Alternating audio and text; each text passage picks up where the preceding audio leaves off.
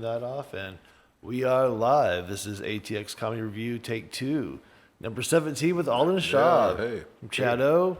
There's Lady Macbeth down here trying to not be in the scene, but she's trying to stay chill and calm now. Anyways, it's our 1 a.m. live stream, man. I hope my audio's okay. I sound a little funky, but that might just be my head. Does that sound okay to you? Okay to me. Okay, then it's just my head. All right. So anyways, we did this yesterday at 2 p.m. Did a full hour of talking and whatnot, and there was no audio. You know, it's funny. I did a thing with Anthony Knight. He's another comic in town, and we were eating Reuben's. And I filmed it, and the audio was so bad I couldn't release the thing. So, Yeah. I mean, it happens, you know. Yeah, it was. Well, at least you had something. But you know, it's funny because most podcasts are just audio only. Well, ours was video only. So right. I think we're breaking barriers. Innovation. Really. Yeah. Yeah. Oh, yeah. It's brand new. You fill in your own podcast with this one. So make your own. You can just. I thought we could dub it. Yeah, paint by numbers. So. Tonight, man, another kill Tony down the drain for me, and this was number 28. No call, but that's all right because I'm having fun and supporting the cause, you know. That's good. But yeah, it was an interesting night. Roseanne Barr was the guest tonight. Wow. So that was kind of cool to see her up in there and doing her thing. She was still having fun and being loud and witty and loud, you know. But she was cool. 70 years old, you know. So. Oh yeah, I didn't even consider that part. Yeah. Yeah. So it's pretty cool. But it was a good show. Somebody got a golden ticket tonight. I don't know. You haven't been paying attention to it at all, right? Not recently. You know. Yeah. There's a kid, Aaron, he's mute, but he uses his phone to talk. And he asked for a golden ticket. Tony's like, yeah, fuck it. So, he's like number 9 or something like that got it. Oh. But this was his third time on, and Tony invited him on, so it was kind of cool to see Michael Laird's replacement happen so fast. You know, another robot. No, I'm just kidding. What voice is it in? It's a street black guy. Okay. No, I'm just kidding. Yeah, right. It's just your normal. Whatever that Siri male voice is, you know. Okay, I know what you mean. Yeah. Just not. It's not the Australian guy or anything. They didn't pay extra 99 cents or anything for the voice. So does he have them all written out ahead? So that's what I asked him. So here it is. I'm standing in line next to this guy. We're talking about it, and he's like, "No, I don't have a plan written ahead." Blah blah blah. Of course, he gets pulled out of the bucket, goes up there, crushes it. Anyways. He does not. So that was part of his thing. It's all about the timing. That's what he said. So he'll actually literally write each one of those responses out, and if it doesn't take right away, he'll write it back out again or whatever. He was trying to roast Roseanne and Tony tonight. So he was like, "Hey, chill the fuck out." But so it was kind of fun. Have you seen the Elvis guy around town? Is it Drew Blues? Or no, that's not. No, I can't remember his name. He was at that ramen place that we went to that night. April was that South Cloud. But anyways, I saw something. I was like, this guy's terrible. But he tried talking over Tony tonight, and Tony told him to get the fuck off stage. So that was an interesting thing. Stood next to him all night tonight too. Everybody who stood around me tonight got pulled. Like I was literally a magnet for people who get pulled. Like a good luck charm. Yeah, definitely. That's why I am. I'm like, instead of like a cooler for a casino, I'm a warmer for the for Kill Tony. Yeah. Well, then 30 will be the one. Is that the next? I'm on 29 next time. Now. Oh, yeah. There's nothing special about that. That's the one everybody tries to hold on to so they don't turn 30, right? Yeah. I heard the rumor that they're going to move it over to the other clubs. Yeah, they're supposed to be doing it real soon, which is weird because they're hiring a bunch of door guys at the Vulcan, and Robbie, the guy from Cambodia. No. Oh, Robbie Camiso? Yeah. Okay. He was talking about getting a job at the Vulcan. I'm like, I don't know. It's going to be an EDM club here soon. And he's like, oh, I didn't know about that. I was like, yeah, it's going to be it's going to go back to their old ways. They're not going to be having a comedy too much more. So, but the Creek and the Cave is still going to have comedy. Velveeta Room's going to still have comedy. East Austin's still going to have comedy. still be a lot of comedy around there, but I don't think Vulcan's going to be hosting too much after That's too bad. they move. They just don't feel like doing it anymore? I think they just made more money with the EDM stuff. Oh, that's possible. Yeah. So, and plus, I don't think you want to be direct competition a block away. Rogan's, I think, 421 or something like that. And they're like 321 yeah, it's like, it's literally a block difference between the numbers between the Vulcan and Rogan's club. Well, it's like Silicon Valley, the good things, they kind of agglomerate, and then it's you just got clubs all over the place. Yeah, I think they were heavy on the EDM before Antone's kind of screwed over Tony. So I think they're just gonna go. In my opinion, I'm not 100% sure. It'd be interesting to see if they just have a door guy show every night or something. I don't know. Yeah, maybe. Yeah. I don't know. They're It'd be interesting. I mean, I suppose what they got to do what makes money. That's important. Yeah. I think that's that's what I was saying. That's where I think his money was in the ecstasy cells. I mean, EDM club. Yeah. Sure. But anyways, man. So how was trivia tonight? Oh, very good. I had maybe 150 people. Oh, wow. So that's pretty big. I mean, I think it's spring. People are just out and about. Yeah. We had an unusually large turnout at Axis tonight too. I mean, it was, we had real humans there, as I like to say. Oh, that's not normal. That was my first time to stop by there. Yeah, so we've done it maybe 6, 7 shows, and usually it's mostly comics, but now I think people are hearing about it a little more. I brought a couple people over from trivia who hang out, and they liked it. That's cool. So, yeah, it was a good night. Yeah, man. Do they have any, like, I know Lucky Duck has no rules. You can just say whatever you want. Is Access a little bit more confined with you guys, or they just like go for it? We're just uncensored. We just tell them at the beginning, we're just going to say whatever. Nice. That could happen where they say, hey, this was too much or something. And that does happen occasionally. Yeah. But they didn't give us any guidelines. I mean, I just told them this is what open mic is. Yeah. Some of the stuff is going to be rougher because the guys are just trying it out, and that's what it is. And they're like, well, it's after 10. Who cares? Right on. Nice. So they're there to play. Yeah, they're very supportive. Well, and they have another bar down in San Antonio. So, like, or no, it's somewhere south there. So, like, they just wanted to try out some events. That's cool.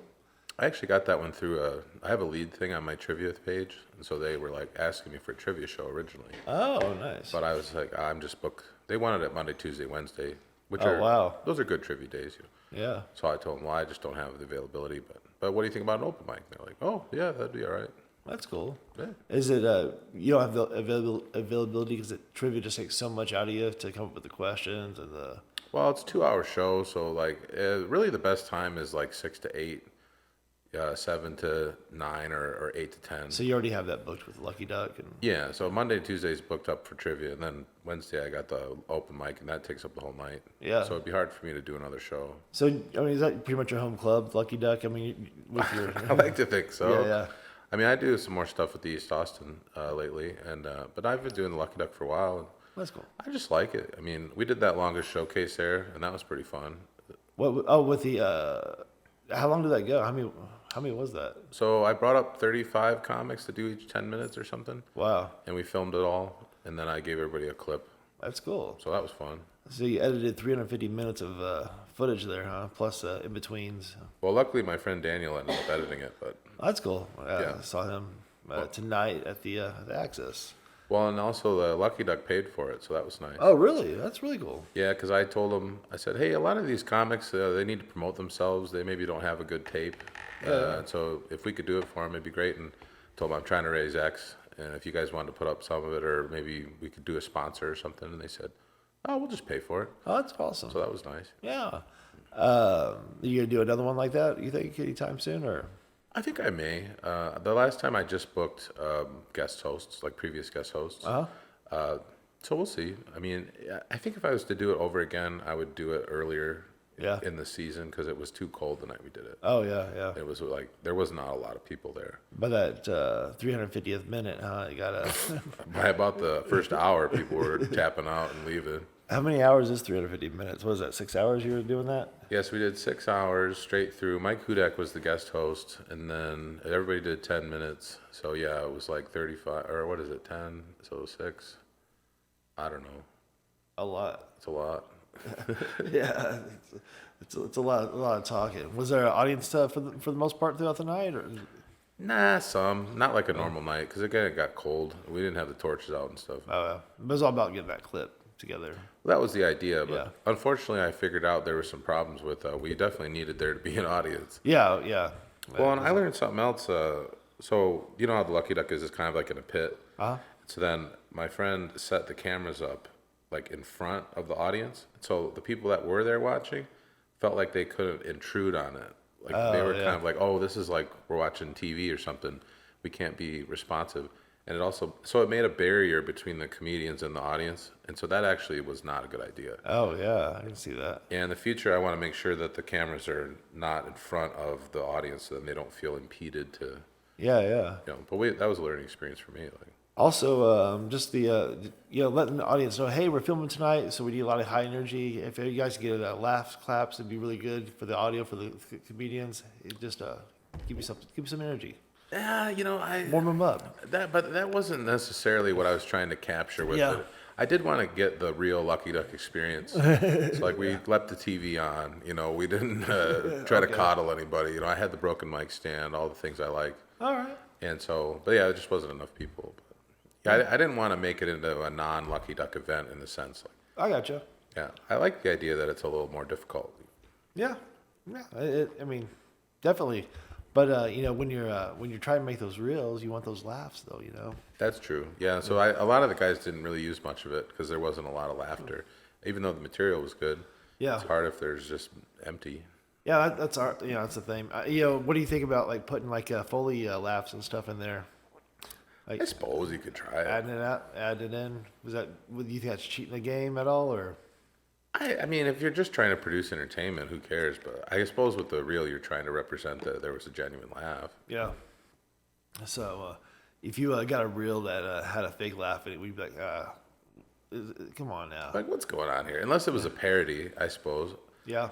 Like, I did a show at a retirement community, and I got some laughs, but like, I put a reel in there where I've got 20 seconds of nothing. Yeah. And I just have one laugh at the end, and I was like, well, that's the real laugh, so I'll just leave it. Huh. That was pretty fun. Yeah. Nice. Yeah. Let it hang sometimes. Have you done like a big crowd like Velveeta or Cap City yet? Or Yeah, probably the biggest was over there. I did the FPIA last year. what's that one? That's the funniest person in Austin. Oh, okay. So there were probably, I don't know, 150, maybe 200 people. Where was that at?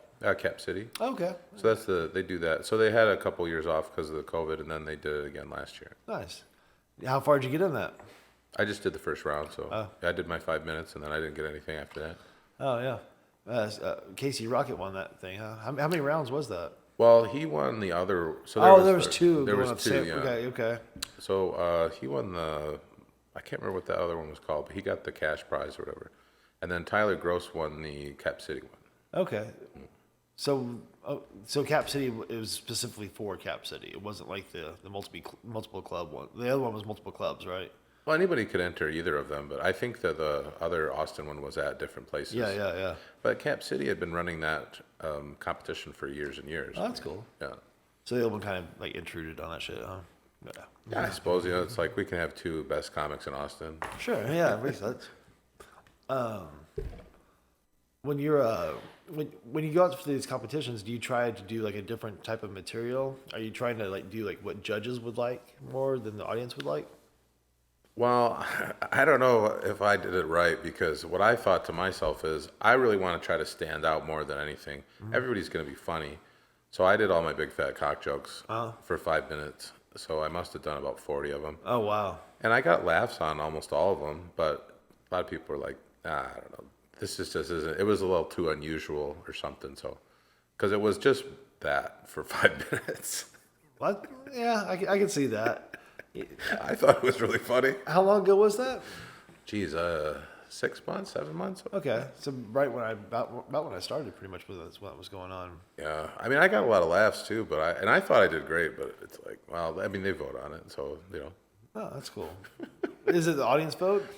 Yeah, so everybody they have kind of a sheet, and you rank everybody. So somebody gets a 1 and a 2, and you go down, and they average out the scores. Okay, That's interesting. I like the audience pool. You can bring a good crowd and sway the votes a little bit. I'm not sure how all that works, but they said if you invited a bunch of people, it would change the scores a certain way. They wouldn't be weighted the same way. Oh, really? So they wouldn't allow that? I thought they would encourage So, bringers. somehow they balance it out, I guess. I don't know. I don't know exactly how they do all that, but I was told if you brought a huge number of people and you got them those tickets, then somehow that was counted against voting really? for you as not for everybody else, but Huh. I don't even know if that's true. But. Well, that'd be terrible. Because like those prettiest girl, whatever they say, vote for me. It's just a popularity contest. It's just Sure. How many friends can you actually get to the site? But yeah, I would think if you brought a bunch of friends to the comedy show, they should be able to vote for you. Well, I think they can vote for everybody else, but maybe they just yeah. can't vote for you or something. I forget. Well, that's lame. Well, and some people just ran the light and they got eliminated that way. Oh shit! Really? So if you go over too much, then you're out. So be under is the key, or be on time. I'm trying to remember if it was you had to go at least 4 minutes or something, and then if you go 8, you're out, or if you go 7, you're out or something. Wow. That's a good hard rule. I think that's how it should be. I know hosts don't like it when you go along. Oh yeah. So I mean, you're trying to run a tight show, especially like tonight. You had to be out there by midnight. You said. Oh well, and so the Creek their mic was canceled, so we got a lot more comics tonight, and everybody's, give me my spot. It's like we have to be out of here at midnight. I'm sorry, there's only so many we can do. So then it becomes, well, just bump everybody for me, and I'm like, wow, this isn't the Lucky Duck. Like, yeah. I mean, it's unfortunate, but it's like we have the 2 hours. We try to give as many spots as we can. In the future, Get there earlier. try to get there earlier, I guess. I mean, Do they close at midnight, or is that just when they cut off the comedy? yeah, they want to have everybody out of there by quarter after, so they Okay. want to have the mic over at midnight. We did go over by like 3 minutes or something. Oh, really? It was worth it. Chris Tan had a fantastic act out, so Oh, that's cool. yeah. But we got to be careful because obviously, when I'm working for them, I sort of am working for them. I mean, I'm like a contractor, but Yeah. I want to make sure they're happy with us too. Yeah, you don't want to get fired. Yeah, and if we're running way over, those guys want to get home, the bartenders and stuff. Well, yeah, for sure. And that's an interesting location over there in Guadalupe. It's pretty quiet by that time of the night too. Everything kind of dies down. It's not like 6th Street where everything starts building up around that time. It's a little bit different atmosphere. But the people around there seem to be like your more local, like barfly type, like people from the neighborhood. Yeah. You got like an apartment complex there. You're in the middle of a neighborhood, so you actually draw like a more local crowd. It seems like too. Yeah, they're just there to hang out. They're not there Yeah. just getting blackout drunk. I mean, Yeah. So they know that Monday nights there's going to be that comedy, the show. They start coming by more regularly the more the show comes on. I think that's a good way to build an audience too. well, that way, or they'll avoid it on Mondays. 'Cause Yeah, yeah. Hopefully not. Hopefully it'll be more like, hey, go check out that show on Monday, right? Oh, we'll see. I mean, we've been getting a little more people each time, so that's good. Right on, man. Yeah. What was I gonna say? I forgot where I was going with that, but the trying to establish a mic, like the access mic. We talked about this a little bit on yesterday's podcast. I kind of want to bring it back up. Oh, sure. You were talking about like the best way to approach a bar, what to look for, how much to go. Can you give us that rundown again, man? Oh, sure. Well, everybody wants stage time, and I'm no exception. I mean, I want that. And so part of doing that is asking to be booked. And part of that is you could produce your own shows. And so, I kind of know how to produce a show, at least a certain kind of a show, because I do trivia, and they're relatively similar. Mm-hmm. So, like, producing an open mic is relatively easy. You just need to have a mic. And all the advertising stuff is pretty much on Instagram. And the comics want to do it, so it's not that hard. But then finding a suitable venue can be more challenging because not every venue is suitable for an open mic. Right. So you got to go in there. Like if it's got open seating, that's nice. If they have servers that are like seating people and they're bringing them to their food, that's like not going to work for any kind of live event. Okay. They're there to have dinner. They're not there to see what you're doing. Right. Where if it's like more of a sports bar type of place, then people are kind of wandering around. That's good. So those are suitable for an open mic. Then too, if you have a separate room, that is great for like a showcase type of show or a ticketed show. Okay. Because if like Access, for instance, if I was at the door waiting for tickets, then I'd say, well, you have to buy tickets for the show. And they say, oh, I'm just here to drink. Well, then I turn them away, so the bar's losing business. Right. So then a lot of times what happens is you'll say, oh, well, are you here for the show? And they'll say no, and then you just like let them in. And then pretty soon you're doing a free showcase. Right. Yeah. So you don't want to impede the bar's business. So if it's just one big room, it's better if the show's a free show. Right. Okay. And then I'll just ask the bar to write me a check, so I don't have to worry about tickets. And when you produce a show like that for a 2-hour show, what's a good fair amount for a good exchange for something like that for a new show to come into a bar and say, hey, I'm coming in here, I want to bring this in, and they go, okay, how much is it going to cost me? What would you say? Yeah, I'd probably start out at 150 or 200 for a 2-3 hour show. Or you could say, I need 100 and I need a certain tab, 50 tab, or I need, 150 and a $50 tab, depending on how large the place is. Uh-huh. I mean, how many people can even sit and access there? Maybe 30. Right. If it's like packed. So, 150 is pretty good. And that's not, but you got to make sure. So if it's like, let's say you're doing it every other week, you could say maybe 200 every other week. Okay. But I feel like if it's weekly, 150 to 200 is pretty good. And doing an open mic, you don't really have to pay anybody, so you can. Yeah. Yeah. Well, so Zach and I are co-hosting it, so we just split the Yeah. check, and then that's great. Do they write you a check, or is it cash for a bar? No, we get a check, Oh, really? and they 1099 and everything. Oh, Jesus Christ! I thought bars would be more cool. This little $150 under the table. What the fuck, man? Well, if it's under a certain amount, you can get cash. I'm just kidding. Yeah, I like to. I'd love if it was just cash. I wouldn't have to worry about it. Yeah. Yeah, it's sort of annoying. Yeah, you gotta fucking collate this one and that one. $100 a week on your taxes now, huh? Yeah, I'm not great at doing my taxes, so it is challenging. Yeah. But Well, hopefully they're great at keeping track of it, so you can just give it to you at the end of the year, right? yeah, they'll send me a form or something, and I'll figure it out. They just keep it in the mailbox still. Yeah, October. Yeah. But no, if you've got a separated room that's independent of the bar, so that way people can drink in there, and then if they want to see your show, they come in, so you can keep that separate. Yeah. Then that's great for a ticketed show, because then, everybody who's in there wants to see the show. Yeah. And also the people that don't want to see it aren't disrupting it. I have that with trivia sometimes. If it's all one room, the people Yeah. that are there just to drink or just start screaming out answers and stuff, Yeah. that's no good. Yeah, that really fucks up the people who are there to try. Yeah, and so like the Lucky Duck's nice for trivia because they have the bar in the front and then I'm in the back. Right. So if people don't like the trivia, they can drink in the front. Right. So then I'm not disrupting the bar's business either. That's a great venue for that. Yeah. Man, all those games back there with that recent ice storm, they all got kind of fucked up. Did you notice that? Like the skee ball got all cracked up. All that, yeah. Tore up all those games. That hurt me to see as an arcade kid, to see all those go down. But yeah. Anyways, that's what I thought of when you said back there, because they had some cool, they had basketball and skee ball and shit, and not no more. I'm sure it's insured. Yeah. Oh well. just bring a new one of those out. Just a couple of them. They're sitting. I'm sure they're getting shipped over from China right now. Yeah. It's just a new slate. That's all the insurance would cover. No. Yeah. Your deductible is $300. They're like, oh, listen, this machine with all the sex toys in it, we got to replace it. Oh, no, that one survived, I think. Yeah. Oh, that's the sturdy one. Yeah, all you have to do is punch that one. Yeah. And that's the craziest thing is I noticed that's a common thing in these bars is the punch machine has the sex toys in it. Mm-hmm. Theory on that? Why the most manliest thing has the dildos in it?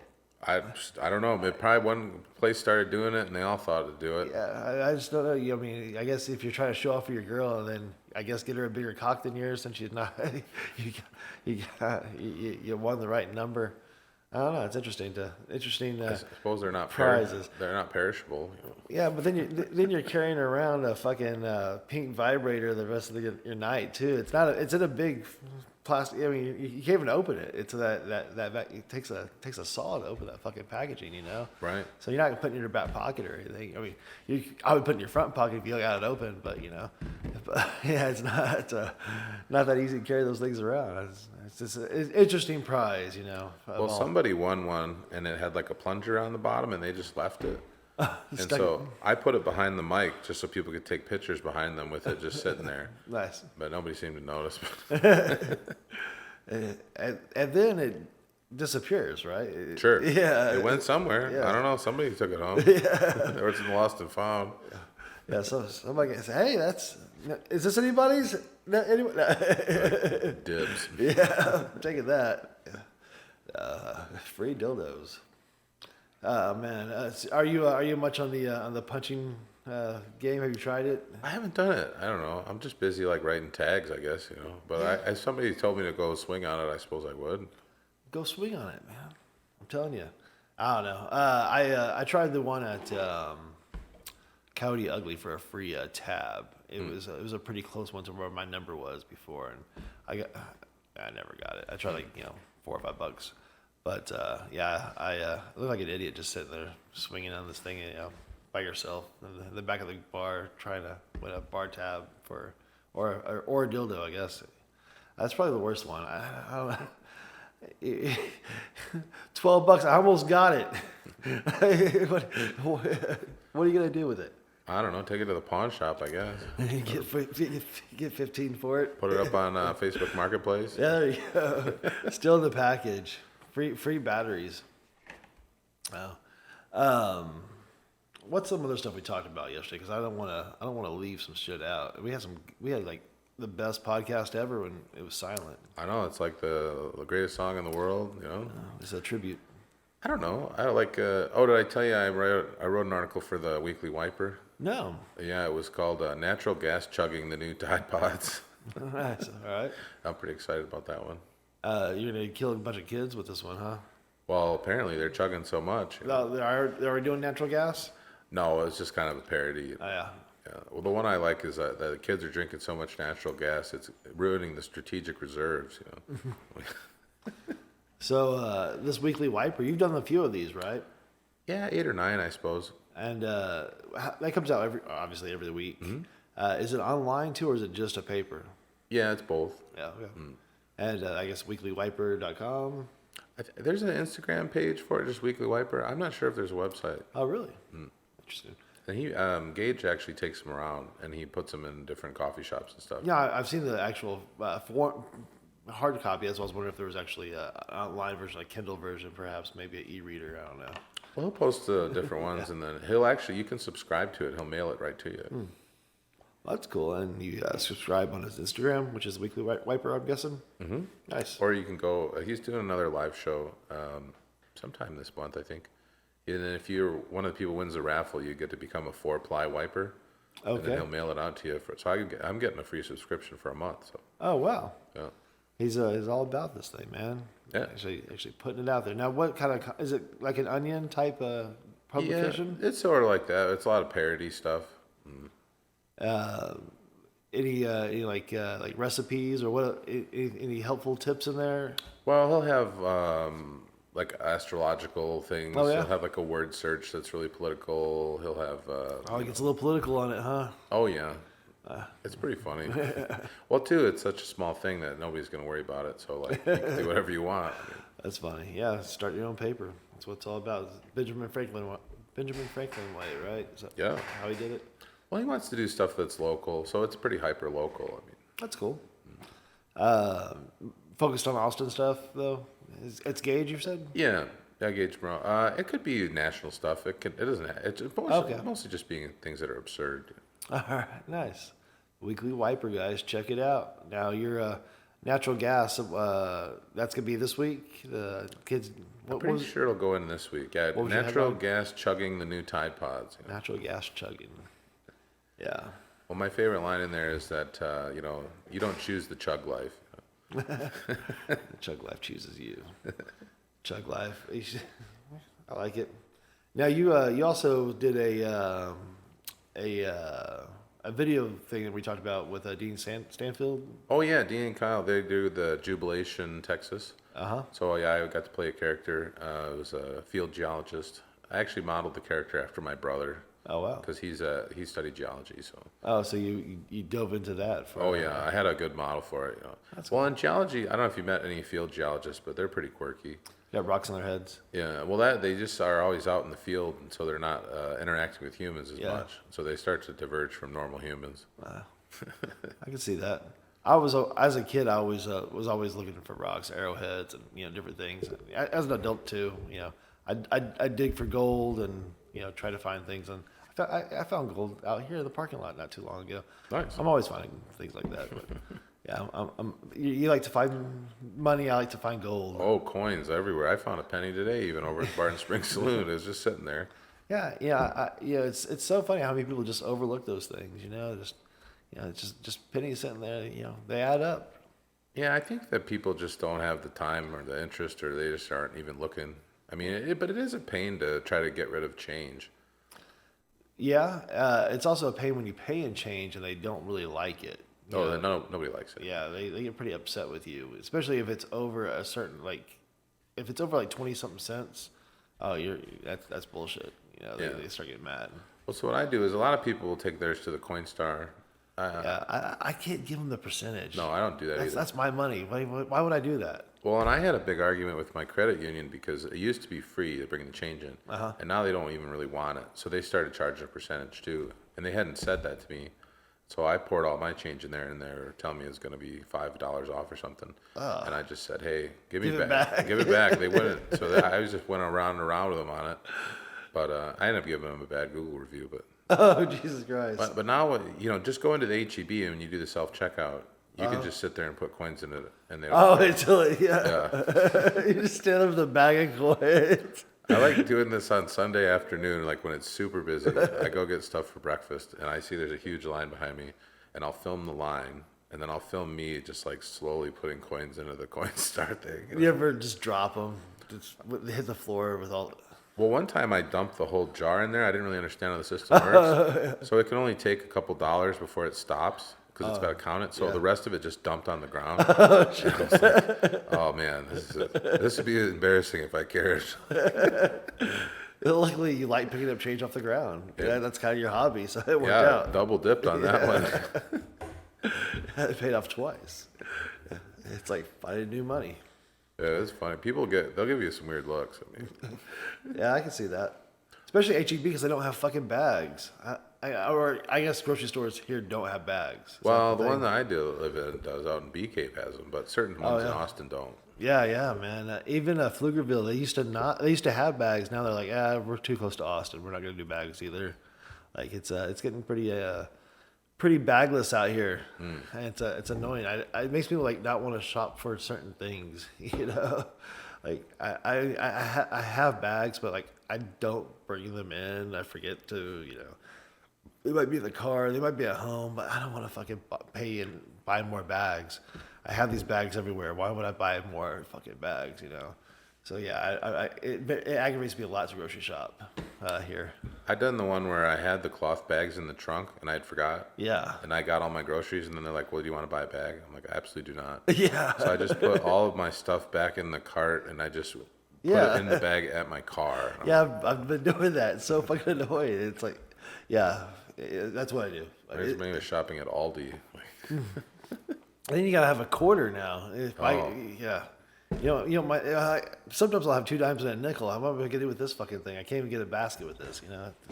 With inflation now, they're gonna have to raise it. I to be 35 cents. Yeah, people don't even care about a quarter anymore. It'd be a 50-cent piece. Yeah, I have to start making those again. Man, I like 50-cent pieces as a magician and stuff. It's a good coin. I like to do little. It's a good size coin. Yeah.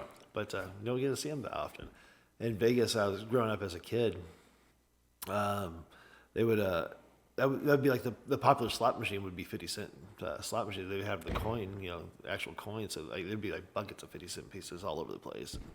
I don't know. Speaking of coins, that's my favorite coin. My autism coming out at 1 a.m., 1:30 here. Like that's my favorite. Yeah. Well, that joke I do about the wet quarter, I did find a silver quarter, and that was pretty cool. And it was in the bathroom? No, it was just like I had got it at In-N-Out Burger, but it was just like part of my change. Oh, that's cool. Yeah.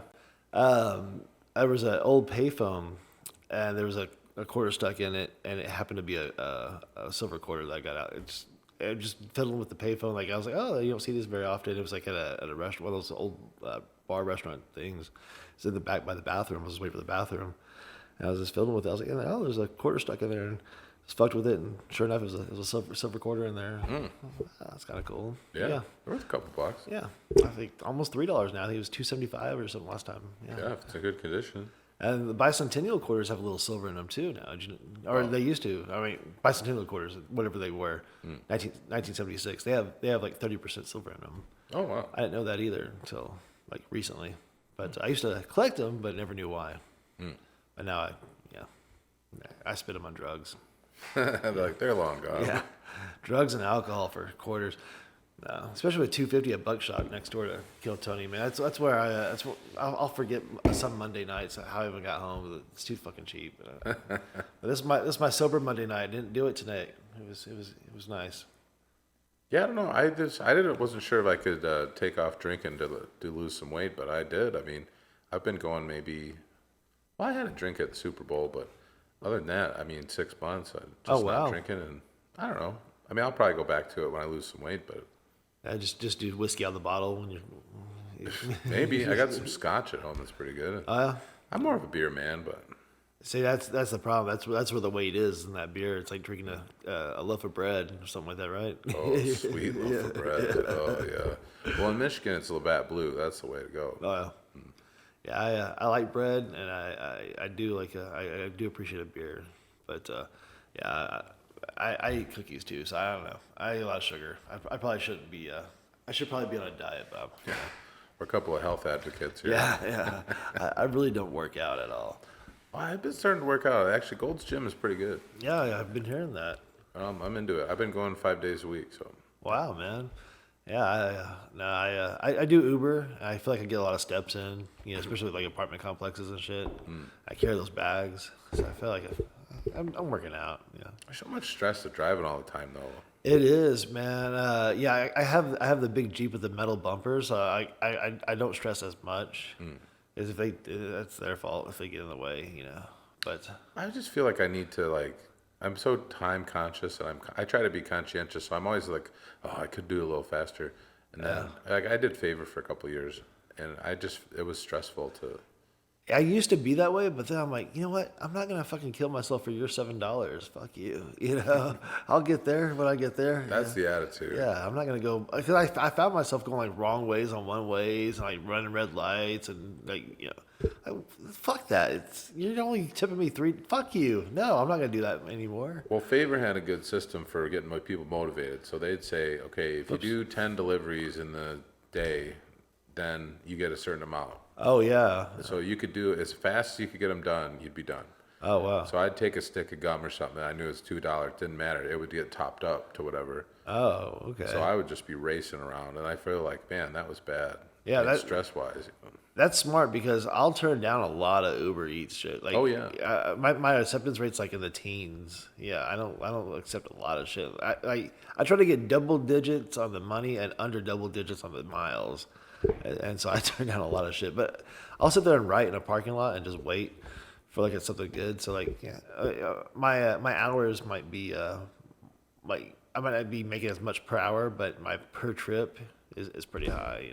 Well, that's a good probably way to do it. Yeah, but I spend more more time focusing on not being stressed out over a $3 fucking sandwich on a 3rd floor apartment. Yeah.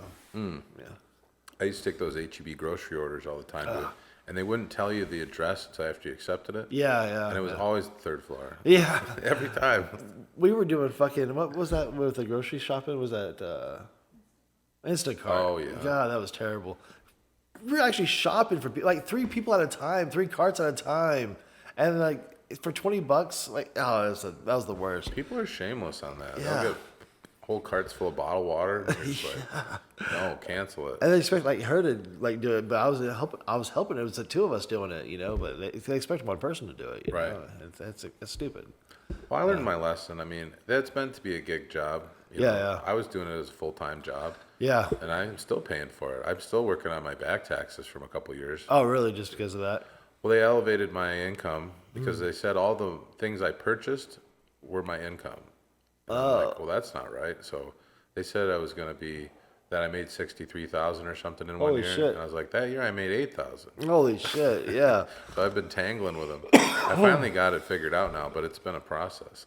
Oh wow! So not worth it on the taxes, huh? Well, they have a system where you can. They'll do your taxes for you, but of course you got to pay. Yeah. So I said, well, no, I'm going to do it myself. Yeah. Well, that was dumb. Well, the whole thing was dumb.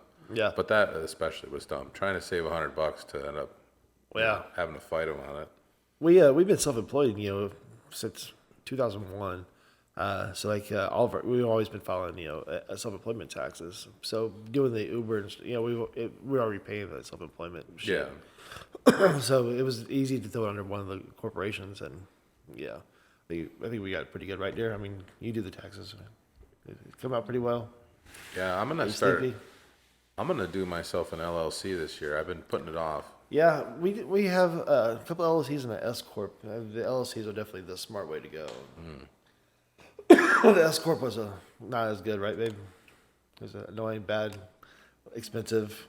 Yeah. I don't know. Everyone's told me for what I'm doing, the LLC is the way to go. Yeah. I mean, I'll probably put the trivia and the comedy stuff all under one umbrella. And plus, you can mix. I mean, it's all your money. Yeah. You're responsible for it. So with the S corp, you kind of have to separate it out. Yeah, I don't want to do all that. Yeah. I mean, I'm just like a one-man shop on all this stuff. Yeah. Nah, definitely. And plus you want to go Burger King on your business every once in a while. Sure, that's a business expense. Yeah. If I thought of a joke about Whoppers. Exactly. That's what I'm saying. That's where most of my shit comes from, as business jokes. Yeah, and family. My mom, some people do all these family jokes. Sure. My mom doesn't say anything, but she shares the video. Doesn't say anything with it. Doesn't do anything, but just shares it. So I think she might be a little resentful for it, but we'll see. she might be coming around. Well, you just gotta say, hey, this is what I'm doing now, and hey. She wasn't a soccer fan. Now she's not gonna be a comedy fan. I mean, what am I expecting, right? Right. Yeah. Well, you'd have to get in line to figure out the other comics who disappointed parents. Yeah. It seems like there's some pretty supportive ones out there.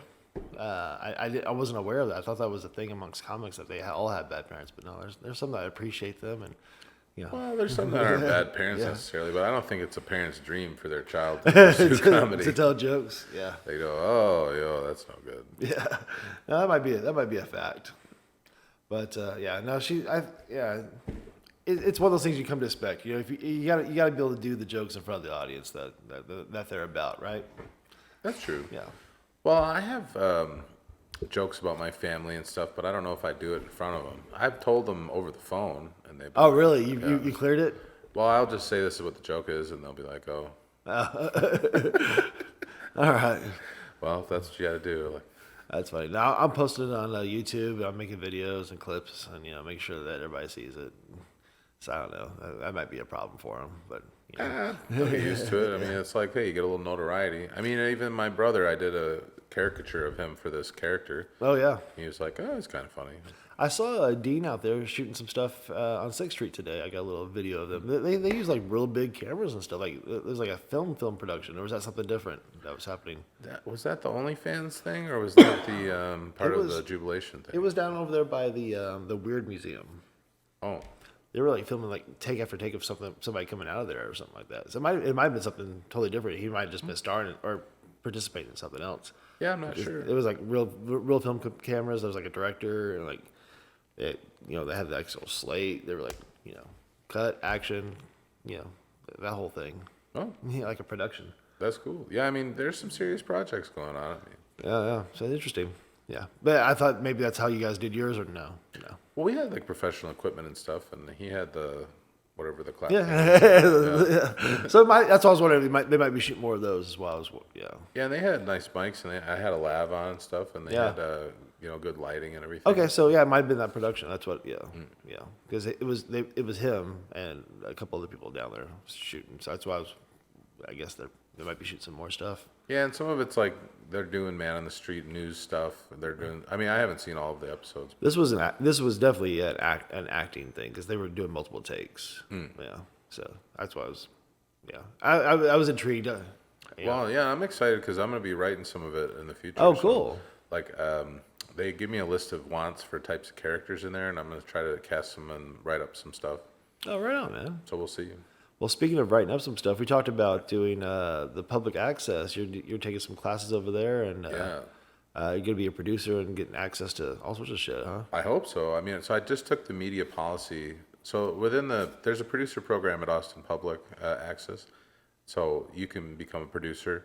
You got to live, I mean, you live in the area and stuff, it's fine. You got to take a couple courses to talk about what kind of things you can put on there. and then you can have access to equipment, studio space, editing bay. You know, they've got classes. So, but you got to be certified on each of the things. That's awesome. Yeah. That they give you the class to take on their equipment though. So you're not certified just like on some bullshit stuff. You're just certified on the stuff that's in front of you. Yeah. So if you wanted to take a class on how to operate a camera, they've got the cameras there, and then after you take the class, you can actually take the stuff and you can check it out, or you can use it there at the facility. So then I'd like to take like an audio engineering course, something about the cameras, and then I'd like to get certified on the studio. So then you can use the studio space. Yeah, that's what I was really interested in, that studio space. You're talking about like producing like game shows and stuff like that. I mean, it's really I really think that that's a good opportunity for like a comic to have to be able to have access to that. I mean, Oh, yeah. produce game shows, showcases, all sorts of just. Well, they have like a podcasting studio in there. Any kind of a show, I think it'd be good. Well, and just the idea of sometimes it's hard to determine if stand-up is a product. Yeah. But if you're producing a show of some kind, it's a little more tangible. obvious. Yeah. So I would like to produce a game show because then I host a lot. Yeah. I feel like that's a thing that you game show host. Yeah. So then we'll see what happens. But I want to build some buzzers. That'd be fun. I have this program on my phone that you can use it. So it's like goes to a browser and then everybody can buzz in with their phone. Oh, okay. So that was a nice app I found. That's really cool. Yeah, because I was looking at actual buzzers and they're kind of expensive. Yeah. But it's just I think you can build one. Well, and part of the problem too is, let's say you're doing a show where the first person in is going to get it. Yeah. You've got to have the buzzer determine who that is. Yeah. So it can't just be a noise. It's got to be like. Yeah, it's got to have a light of some sort. Shut off the other ones. Yeah. So like there is like a little programming. Yeah. But this phone thing, it'll give it a timestamp so you can see. Yeah. You know. Who was actually first and by how many milliseconds? And Yeah. So that'll make it easier so you're not just guessing. Yeah. And they have a phone. That's cool. Everybody has a phone. Yeah, pretty much. Download the app. 99.999% of people. Yeah, who doesn't? This lady dog doesn't have a phone. Not yet. I'm sure they'll have dog phones in the future. Dog phone. She'll be calling me all the time, wanting fucking treats. Hey, I'd like to go out. Yeah, let me outside. Come home and play with me. Yeah. Tina's cats don't need a phone for that. They just stand in this one spot and they go like, "Ooh." And then they're like, okay, treat time. Oh man, we have one that actually demands treats. Somebody got her hooked on treats, and now these temptation treats are. Oh yeah, those are popular. Those are good. I've had those. I've had a few. Which one is it? Yeah. So she definitely demands those, and she'll scream like anytime you get near the kitchen, she'll start yelling for those. But the other one is more polite. Yeah. Well, and I figure Shelby is like 17, so if she wants to eat treats all day, I think that's great. Yeah. Let her have it. That's another old cat, huh? Mm-hmm. Yeah, this one here is 15 or so, but they're getting up there. I got an old dog who's like 15 or so, but he still jumps and hops, and we're on this tile. His feet will go out from underneath it. Just fly on the floor because he's not a puppy anymore, but he still tries to act like he is, Yeah. But yeah, these old animals. But this one, she's the young pup. She tries to bully the old pups, But yeah, dogs. Dominance. That's a part of the pack. Yeah, she's definitely the daddy's girl though. She knows it. They all, which is kind of bullshit to all the other ones who have been here for 15 years, and this one just walks the fuck in and takes over. But yeah, that's what she did. Yeah, I tell you what's going to be interesting for me is I got Wednesday. Normally I do the tag mic, but I'm going to be doing the High Noon podcast. So actually, Robert Tabbitt's going to take over the tag mic this week. Oh, nice. So that'll be interesting because I don't know. He's never been the host of it before, so I think he'll do a pretty good job. Yeah. It's hard for me to let go of it though, too. Yeah, not be there at all, huh? Yeah, because I won't be back till 8 for the regular open mic. But so I do think it's valuable to have it. So I'm glad it's going to continue. Yeah.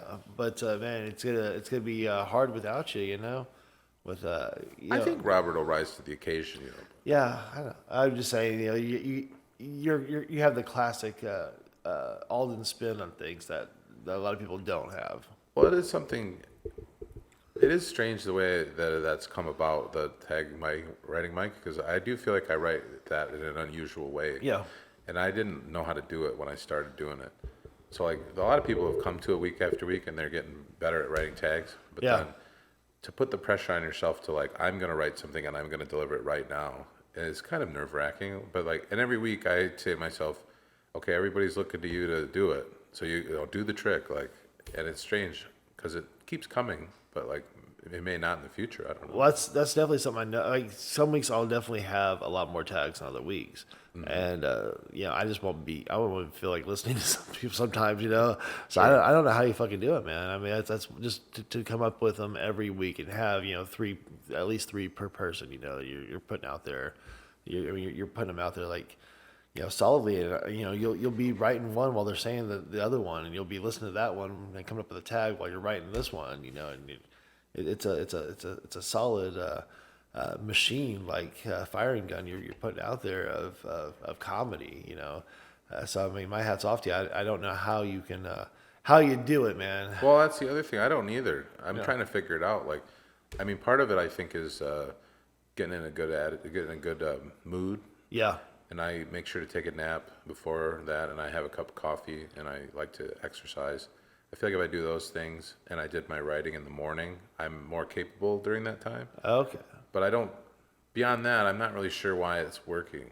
Yeah, before the tag, I usually have a midget punch me in the face, and I do a Russian roulette with a revolver. Right, get the adrenaline going. Yeah, that's about as far as I go. Yeah. That's a good process. Yeah. Yeah, I guess it's being married 23 years. You got to come. It says new ways of just stimulating the mind. Spice it up. Yeah. Yeah. No, she's over here falling asleep. Let's see if she was over there.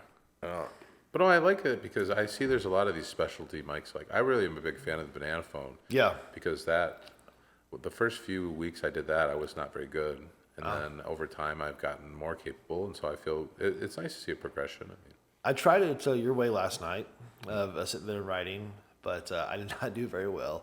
I wrote some stuff. I was like, hey, next comic. Okay. I'll come up with something else. Shit. Or I'll have something written down, and then like they would say it, or something pretty Right. close, and yeah. I had a few of those last Sunday where I was like, I had it on my next one in the topper, and then somebody else did it, and I'm Yeah. like, dang it. Yeah, I had a few of those. I was like, because I was like, oh, okay, I got it this time. Oh, damn it. Yeah, but yeah. That one was really lively too, so it's Oh, hard yeah. to find those quiet spots. Yeah, there was a lot of people having at it, and I think once again, it's the weather. The weather just so nice. Last night, tonight, that everybody's coming out now again, and we're gonna start seeing a lot more comics. I think at things. Yeah. And plus, there's new comics coming into town. I saw there was new ones at Kill Tony that have been here like 2 or 3 weeks now. They're gonna be here. There's just new waves coming in. Well, everybody who comes here to visit says they like to move here, and then they do. I mean, I think that's pretty normal. Yeah. So there's, I see some new. I was part of that new wave in August. It seemed like I think there's that January, February is starting to have a new one, and then I think you might see another one again. March. It just you see these waves coming in. It seems like it's interesting to see, but also I see waves of people disappearing too.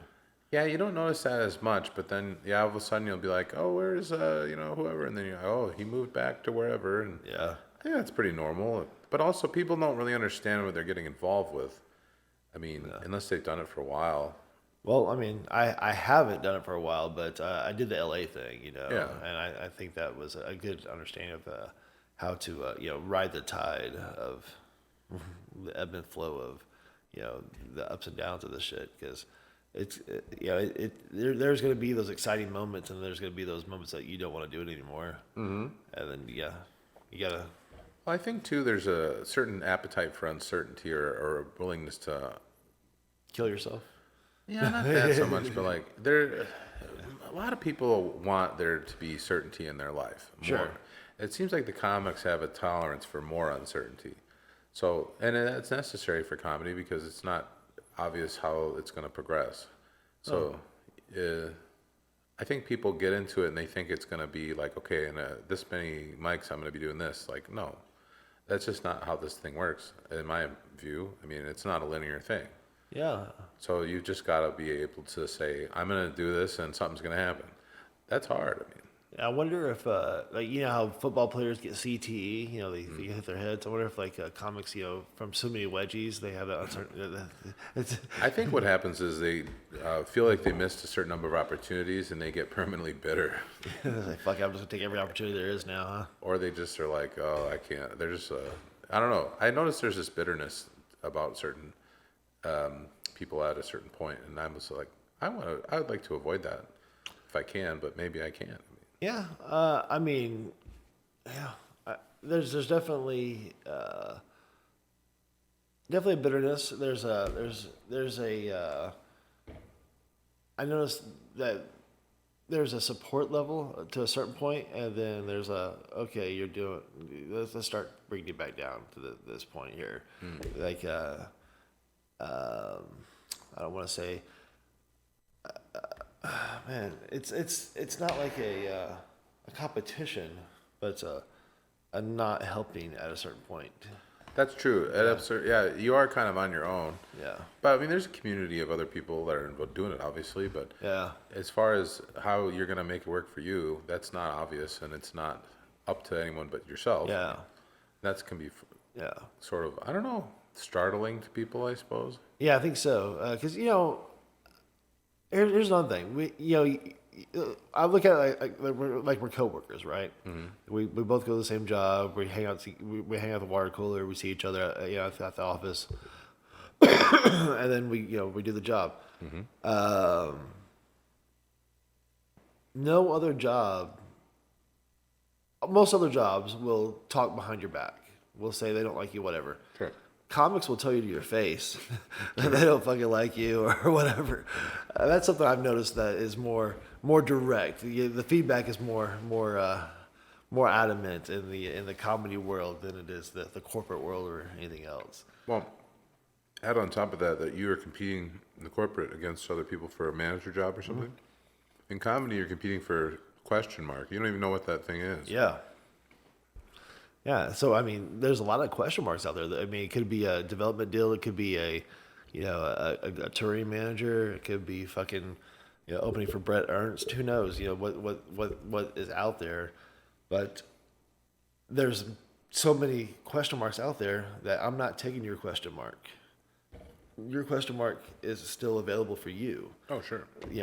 My question mark is for me because I'm going to fit into that box with that question mark, and you're not going to fit into my box. You're not going to do what they like about. It's going to get my question mark out there.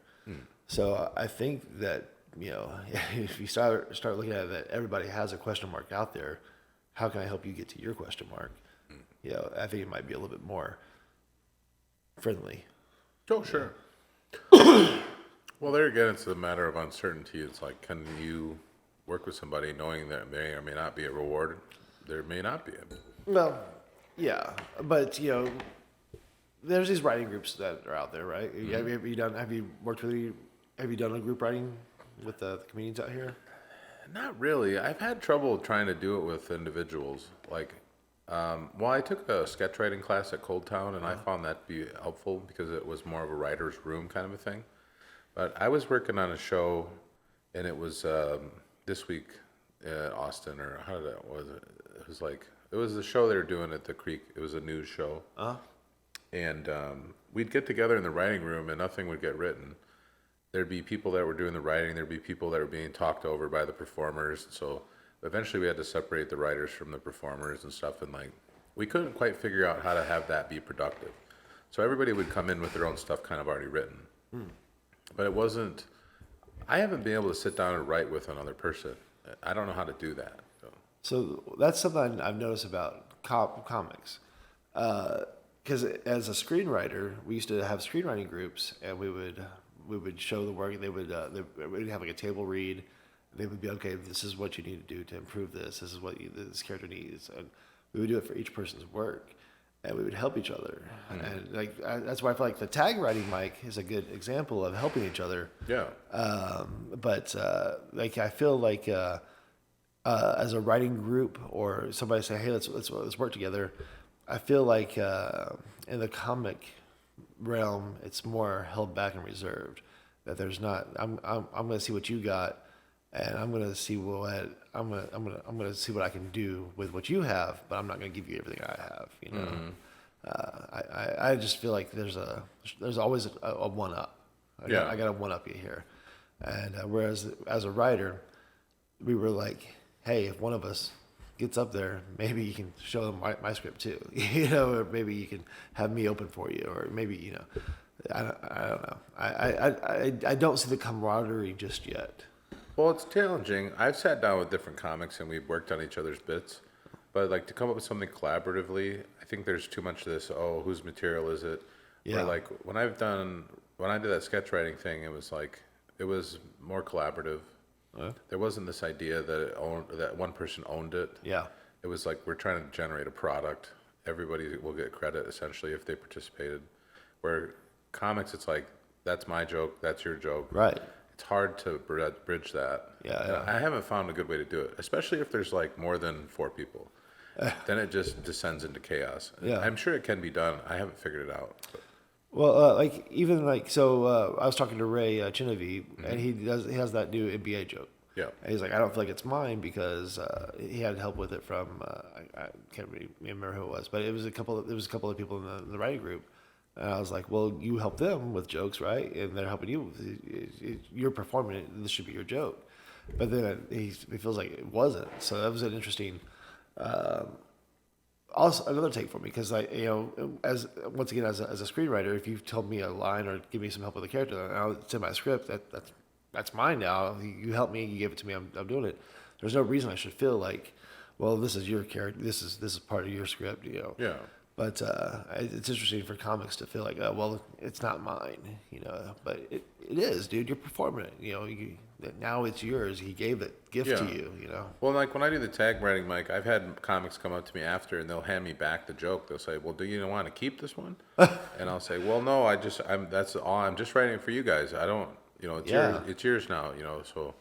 But I won't use those. I don't write them down or keep them. Yeah. But it is strange because like they don't feel like they should be performing that joke. sometimes I think there's some resistance because they're like, but I am trying to write it in their voice, and I do hope they'll use it. I like that. I mean, when I hear it later, I'm like, great. I'm glad they're doing it. Exactly. Yeah.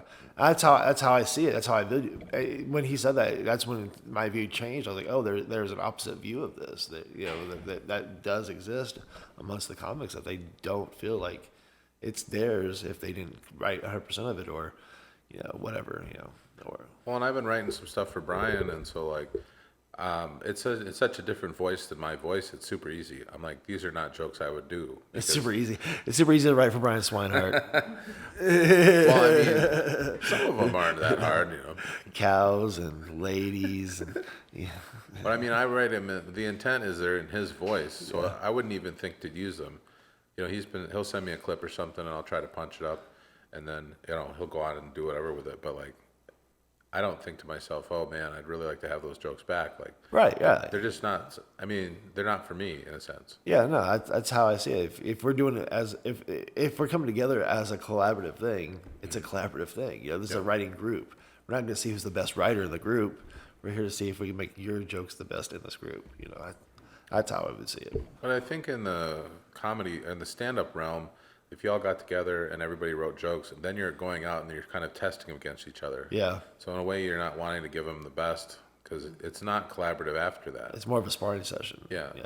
But I've seen people that write together and they do well, and and it helps both people. But there's got to be a certain kind of a energy or something. I don't know. Yeah, definitely. I mean, like, you know, I mean, I just want to say Steve Martin and Martin Short. You know, Sure. Those are a couple of guys who write individually and also write together. Mm-hmm. You know, you can see the differences with their individual work, but you also see when they come together on a collaborative thing. It's something totally different. It's the two of them together. So there is that opportunity that people may be missing by holding back. You know, when you can put something together as a collaborative, joint effort, and put both your voices in it, or four of your voices in it, or whatever. Just I don't know. Maybe Austin comics be more open.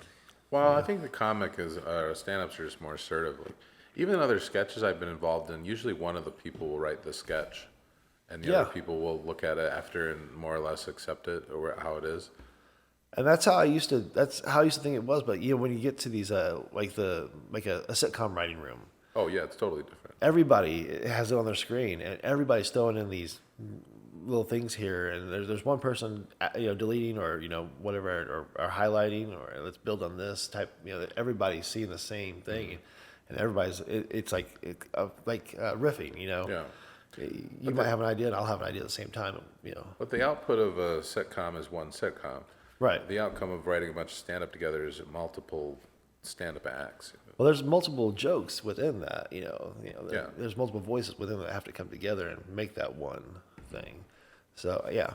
I mean, ultimately, it's better if you have a group. Like I really like American Dad. Yeah. And I know they have a writer's room. Yeah. It makes it really funny. I mean. Yeah, exactly. When you can have more voices come together, more minds come together, it sparks it's like Banana Phone. Mm-hmm. It's just you see one idea spark another idea, and it just blows up. But it's something you can't do on your own. You just can't. And that's once again tag writing. It's just you spark that idea, you spark that little bit, and it gives you a little bit more. And what you do with it, you give the joke back, or do you take that little spark and you make it a flame? Do you make it a fire? Do you I make got it a really nice one from somebody. It was about, I was doing that joke about the sauna. And somebody wrote, well, you should do something about the meat sweats, So now I've got a great bit where I say, well, I'm at the gym and I do the sauna, but I used to do the strict regimen of meat sweats and night sweats. Yeah. So that came out of a tag that somebody wrote for me, and I was like, well, this is good. So I don't know that I would have came up with that by myself. I probably wouldn't have. Yeah, that's awesome, man. That's what it's all about, is that sharing that collaborative effort. And spark because it's once again now you wouldn't have said night sweats because you wouldn't have thought of night sweats if you didn't say meat sweats. Exactly, I would never come up with that. Yeah, so now what they added more to your fire to give you that little bit extra. Well, we can only look at things with our own mind. Yeah. I mean, obviously, if you get high or drunk or something, you can modify it a little bit. But essentially, to have a new perspective is valuable. Yeah. I mean. Well, it's everything I write. I run by April. So I'm always, my books, my screenplays, everything. She's always read everything. So recently, I'm writing I'm changing one of my screenplays to a novel, and the main character used to be a guy, and now it's a girl in the novel. And she's like, "Why did you do that to the?" She went total misery on me. Why would you change the character? Why, she got mad at me for it. But it's so nice to have somebody who can get in depth with your stuff like that, and be a partner and be like, hey, this was good, this is bad, change this. You don't even know how to spell shit, type of stuff. She's always been there for me for the last 23 years, making sure that my sentences made sense.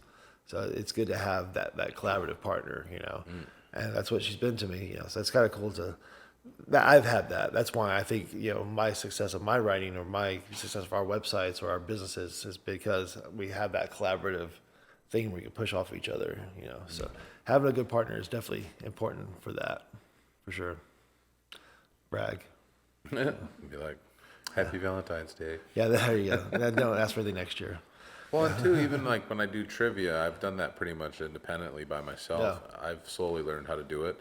I've thought about hiring a question writer and different things, but it's challenging.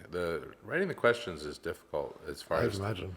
Well, to get what I want to, because it'd be hard for me to explain it to someone. I'd say, okay, write a trivia question.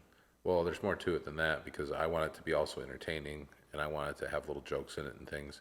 And then each of the crowds that I have as regular audiences, they have a certain characteristic. So I do try to write to those crowds. Oh, wow.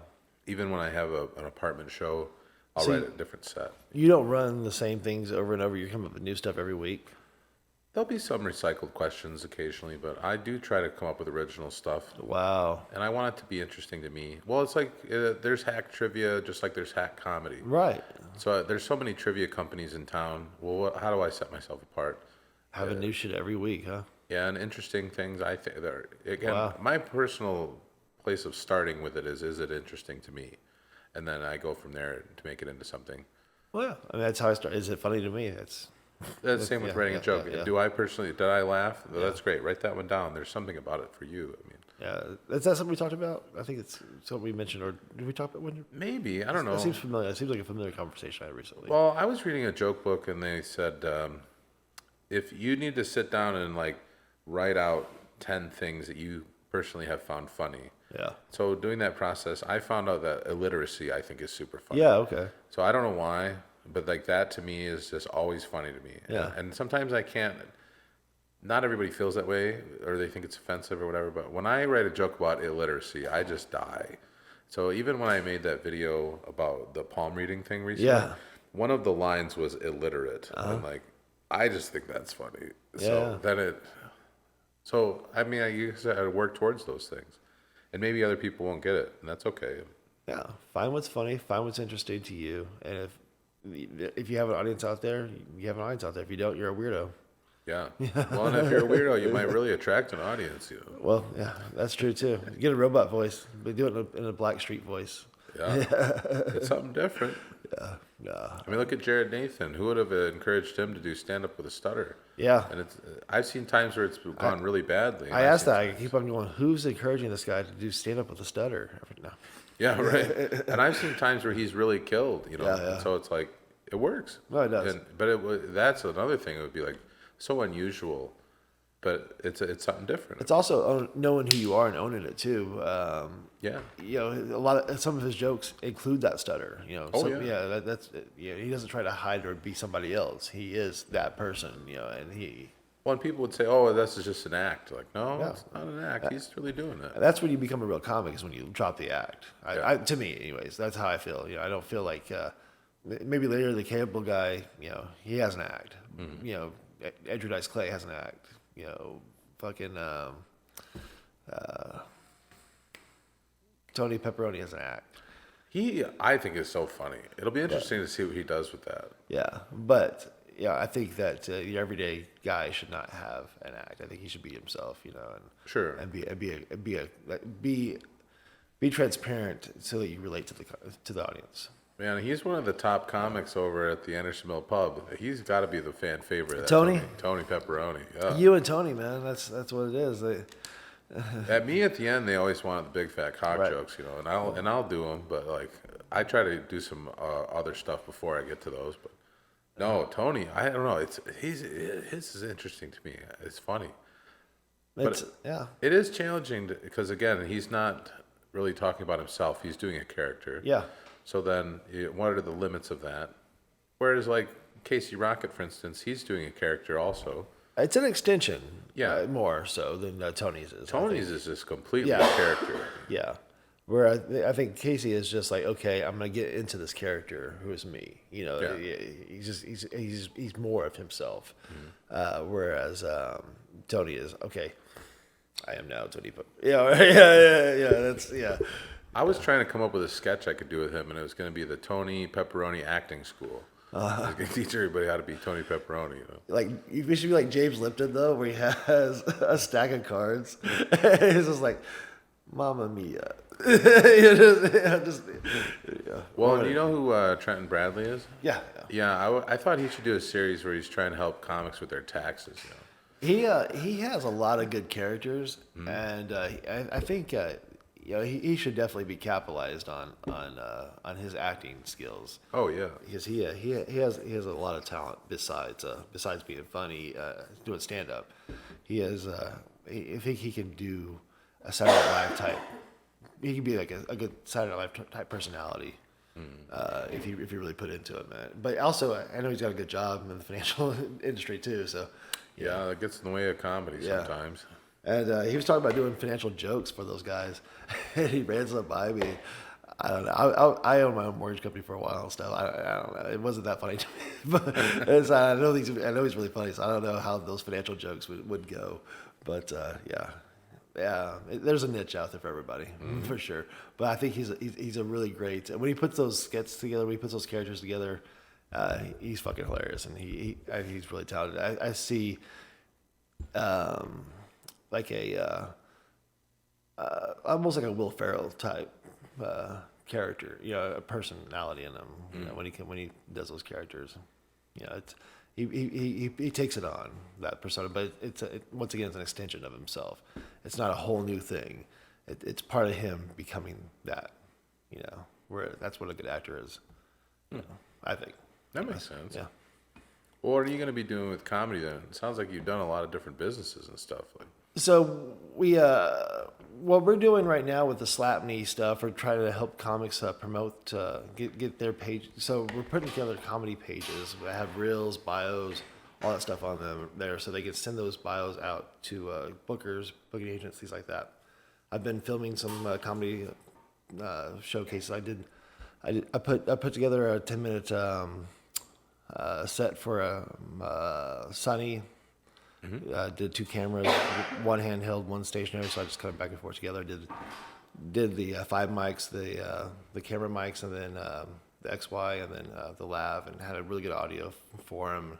Made a really nice professional video for him for $60. You know, that's what I've been doing for the comics. You know, just trying to do it cheap to get their shit together and help them with whatever skills and equipment I have.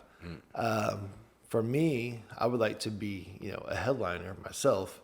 So I'm constantly focusing on being able to put together long sets and put together, you know, so like relatable sets that have multiple jokes and things like that. So eventually, I would like to become headliner, have feature acts, have, you know, just build it up, do the whole thing, have my own specials, etc.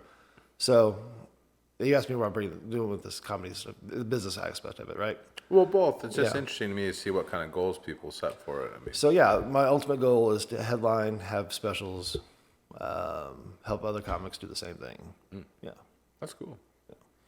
So what about you, man? Well, I just want to be able to do it for a living. So, yeah, I'm pretty close to that now with the trivia and the comedy stuff. So, Well, yeah, it depends how much of a budget you want to live on. Exactly. You know, so, if I wasn't living with Tina, I'd be living in a van probably. yeah, so that definitely helps. You know, the more roommates you get, the less comedy you have to do. Yeah, that's absolutely true. No, I don't know. I would like to achieve, you know, a Louis C.K. status, you know, eventually. But I'm starting at 42. Yeah. So, but knowing that, I'm trying to eliminate all the first 10 years of bullshit that most comics go through, and try to jump in at that 10-year mark with just experience and the knowledge I have, which is nobody's gonna let me do that. But just trying to be a 10-year comic at this level is what I'm trying to do in my head. So I don't know. Try to do stories, try to be funny, try to do punchlines, try to bring it all together. And just try to write all, because I feel like I'm on like a deadline, you know, type of thing. Yeah, a lot of people would say obviously it's better to start younger, I suppose, but Yeah. I started pretty late. I mean, I started when I'm maybe like 34. Oh. But then too, when you're young, you're not really fully formed. Right. When you're older, you kind of know who you are. Yeah. So that saves some time as far as that part of it. Yeah. Yeah. And I mean, I'm talking my all the advice that Roseanne gave tonight was, you know, talk about yourself, you know, find the funny in your family, you know, that kind of stuff. And that's all shit I'm doing. You know, this is all stuff that, you know, I've been doing for the last, you know, 2 months now. I think that, I don't know.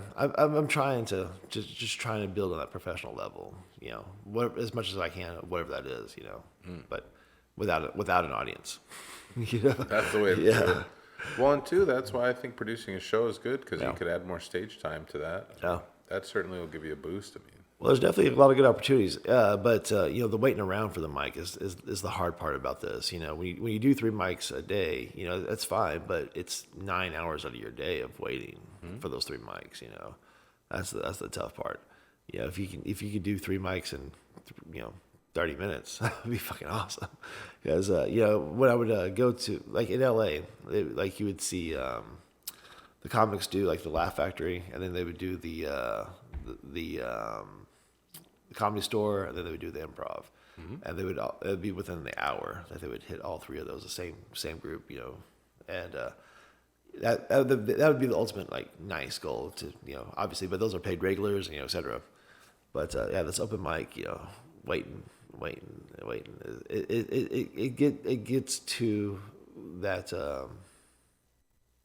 putting that time in, you know, that, you know, you want to do as many mics as possible, but then you only have so much time to wait for them, you know. Yeah. you only have so much lifetime Yeah. too. I mean, but if you produce your own show, then you've got one less to wait on. Yeah, You no, can do I more get it. time, you know. But then, yeah, wait on all those other fuckers to finish their shit. You can't go anywhere. You can't go do another mic. You know? Well, that's why you get a Yeah. co-host, you know, Yeah. then you can split the burden. No, I think doing a show would be nice. If I could middle or you know start off as a host and then work my way up to middle and then work my way up to a feature of my own show, then that would be probably the way, you know, book a middle, book a feature, and then, you know, just keep on building my setup as through that would be a good way to do it, I think.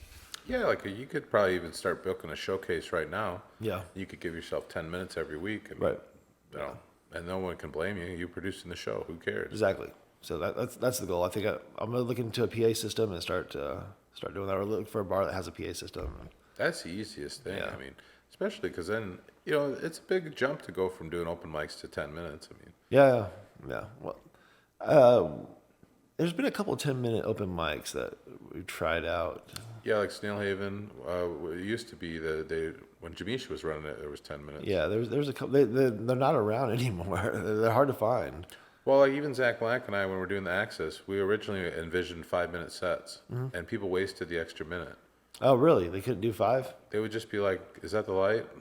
So everybody's used to 3, 4, huh? I guess so. We just realized we were kind of wasting. We Wow. could get more spots on if we just Do a got 4, huh? 4s. That's crazy. So it seems to be there's a big gap between wow. 4 and 10. So if you're doing there's not going to be a 7-minute mic. So I did a 7-minute one in San Antonio, Fuel Bar. Who was the guy? His name is Jordan. Yeah, I feel like if you're outside of town a little bit, you can have Yeah. longer sets. Yeah. Like they used to do 10 over at the Black Sparrow in Taylor, and that was good. Like when I did Indian Roller, everybody got 10 minutes, and then I did the open mic afterward, and everybody got 10 minutes. And I also wanted to do 10 minutes. I needed to work on it. I think a 10 minutes is a good spot. If you do 3 10-minute, do 3 different 10-minute things, you can do a good 20-minute. A good solid 20 straight. If you do 3 different 10s, I think I know it adds up to 30, but you know how it is to do straight time. You're gonna get some laughs and not some laughs, but I think I would love to see that. I think it's the way to do it. Book a show, start doing it, man. But that's so next week we'll announce our showcase where we're gonna be. Yeah, that's right. Yeah. You do the ChadO extravaganza. Yeah, we'll see what about that. But it'd be kind of nice if I could get some of my LA friends to come through town and do some stuff. That's what Swinehart and I were talking about. Is just having some actual LA comics come through, and I know they're coming down this way anyways. So get them from Dallas or something. Oh yeah, and people come in town all the time. So if you're hosting the show, and Brian can come by once in a while and be the headliner, and you could be the host, Yeah. and then get a couple more people. You got a show. I think that's what we're gonna try to do. But then I gotta sell tickets and all that shit. Well, not if it's a free show. Yeah, I mean. yeah. See what we get at the bar. I like to pay people though. Well, that's And why I make like money. the bar to pay. Yeah. Well, it's hard in the beginning, when you're doing 10 minutes because it's not all 10 minutes of comedy. I mean, Yeah. so then do people want to pay for that? I mean, not always. Yeah. That's why a free showcase is not the worst thing in the world. Yeah. That's cool, man. I mean, I have never really done ticketed shows, so that's something I have to learn how to do. Now you were talking about the place to sell tickets was what's that? 512 what? Oh yeah, Do 512. Do 512. They have a good thing. So I usually do my tickets through Eventbrite if I'm doing tickets, but I'll put a link on Do 512 to go to Eventbrite. So if I'm promoting something, like I helped Mariano, we kind of co-produced the Secret Garden show. So I put it up on Eventbrite, Do 512, Facebook, obviously with Instagram. I bought some ads. Actually, I think Mariano bought the ads this time, and then Do 512, and then I've also did what's that one called? It's that neighborhood one. Dang it, what's that called? Neighbor something. I can't remember the name of it. Just like the neighborhood app? No, it's like a little it's like neighborhood app. I can't remember what it's called though. But anyways, those are the places I put the stuff on. So when you guys do the pay for the advertising, do you just take that out of the profits? Yeah, usually. So I think the tickets were $25, and then there's free drinks. You guys usually sell a lot of those tickets when you put them on there like that when you advertise? Yeah, the two. So I've done 3 shows with Mariano. 2 of them were at a art studio in East Austin, and the one was at like an Airbnb. It was the Secret Garden, and 2 of them sold really well. And the second one we did at the art studio didn't do that well, but it was like super hot. Now, are you doing like any like names on those, or just unknowns and it's just unknown places? Just locals and Wow. unknown places, yeah. And they're selling pretty good just with that, huh? Yeah, so it's like, and also Mariano had some friends come too, but Okay. I think we sold, I don't know, 30, 35 tickets to the Wow. one, and the Secret Garden probably 30 something like that. I mean, So like $600-700 yeah. worth of tickets, huh? And then that's but we got to pay for the alcohol, you got to pay the comics, so I think it about broke even on that one. So that's something we used to do is get alcohol sponsors in LA for our events. Sure. Yeah, they like to give you free alcohol if you talk about their alcohol. Mm-hmm. So that's something that might be useful because I know like there's like new vodka companies or whatever that would love to just have a bottle or two there just if you talk about it.